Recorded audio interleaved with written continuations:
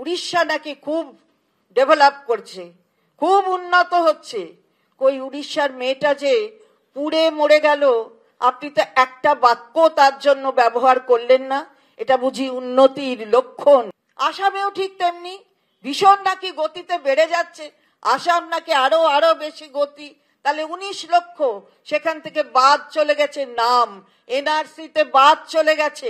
আমরা এর আগেও বলেছি, পালিয়ে ভয়ে চলে এসেছে এখানে বহু মহিলা, বহু পুরুষ পালিয়ে চলে আসছে। রাজবংশীদের জোর করে তাদের নোটিশ ধরিয়ে দিচ্ছেন, তারা এখানে রয়েছে, তারা এখানকার নাগরিক, তারা ভারতবর্ষের নাগরিক। তারা সমস্ত তথ্য প্রমাণ দেওয়ার পরেও এটা আপনারা করছেন কেন?